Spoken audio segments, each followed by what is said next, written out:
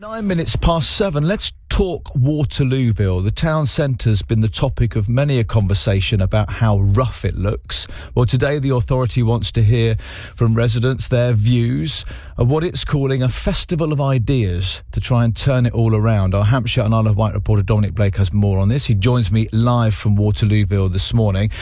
Dom, should we start with maybe painting a picture of Waterlooville for people who are listening this morning who have never been there? Well, it's got quite a lot of history, Alan. It actually dates back more than 200 years, but there's not really much evidence of that nowadays. When you come into the main part of the town, what you see today is a pedestrian precinct. It does look a bit old and tired, and some parts do look a bit run down, especially in Wellington Way. That's an area which is full of empty shops, which are due to be redeveloped soon. Some people say that the road network can be a bit confusing, with lots of one-way sending you round different directions.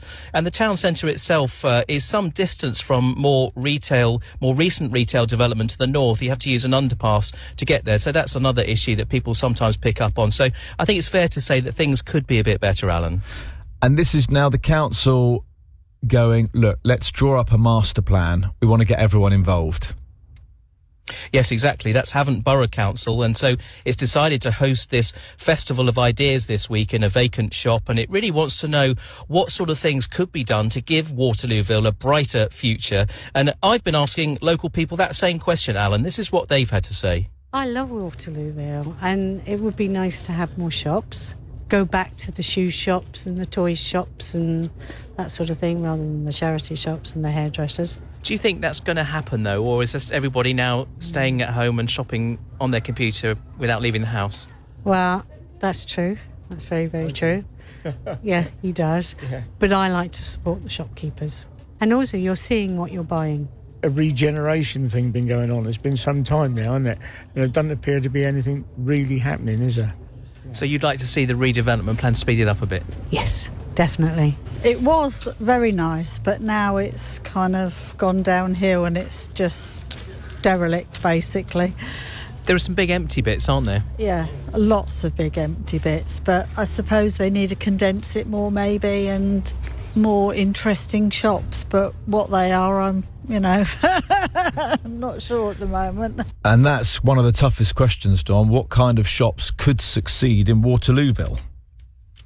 Well, there is potential, particularly because the population's been growing, Alan, with lots of new housing estates being built all around the town. And in fact, one resident is the comedian James Alderton. I've been speaking to him, and he thinks that independent stores could do really well here if people turn out to support them. That's got to be it. I mean, Waterlooville doesn't have what places like Southsea have. We don't have tourism, history, really, a beach, things at a train station, things that draw you to a town, like Havant, really, and Havant generally is quite busy. And so I think, it has to be independent shops. We're lucky in Waterlooville, we've got lots of little small units where I think that those sorts of businesses can come along and hopefully attract people. And if you had a message for the local authority? Keep going. They started the Regeneration team that wasn't in place a few years ago. They've had various meetings. They've really been talking with the landlords. The owner of Wellington Way has changed. He's retail focused. And they're having these meetings. They're working with the volunteers of the events team. And they're doing this sort of thing. It's all good. Reducing rates, giving grants. It's all going in the right direction. And us, the public, need to start being more optimistic and positive and get behind them. Listening to that is Wayne Layton, Executive Head of Regeneration at Havant Borough Council. Wayne, good morning.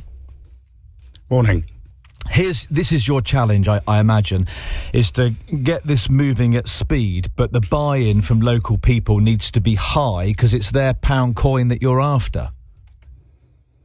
Yeah, that's absolutely right. This has been... The reaction from members of the public has been absolutely fantastic. So the Festival of Ideas starts today, but before that we've been doing these walking tours around Waterlooville, and we've had over 260 people who attended those walking tours. And another nearly 30 people on the virtual ones as well.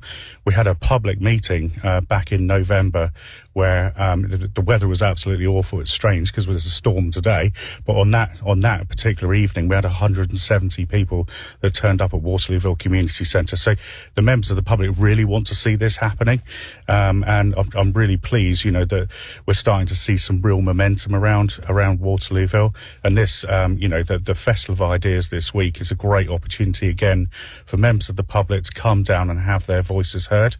We've been really careful as a council not to overpromise, and we've said repeatedly what we want to see is views of Waterlooville residents before we start to present anything, because I think Waterlooville have been promised things in the past. It hasn't come around, so we're trying to, with this programme, we're trying to inject some realism into regeneration within the town centre. Yeah, that's your challenge there, and it's lovely to hear James Alderton talking. People can have ideas, but actually then going, here's an idea, and we're going to back it, we're going to shop here, we're going to do this. That's another challenge, plus a huge challenge. I mean, you've got loads of people in Waterlooville. It was the largest conurbation in Europe for a while. You've got loads of people, but it is split. You've got an industrial estate with big super brands on one side, which obviously drives cars, easy parking, and then a high street almost, it's not nowhere near, but it feels nowhere near when you're there. And the way it's been developed doesn't lend itself to move those people into the high street, does it?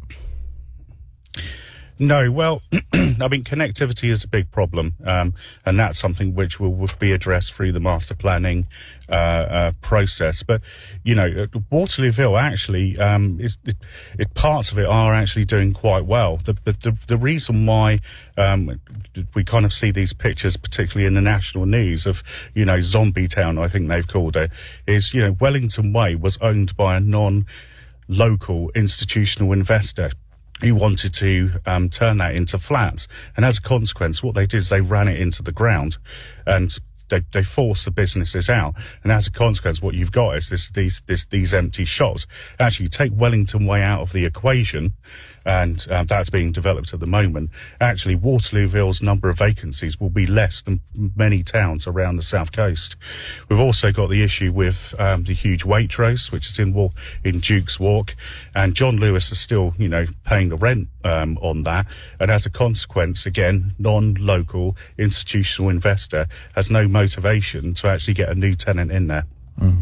Okay, so loads going on in Waterlooville. Thank you for that. If you live in and around Waterlooville, the council would love you to get involved in this consultation that's going on. There's plenty online. You can find it on the council's website. Monday, the 22nd, today, there's an event between 6 and 9.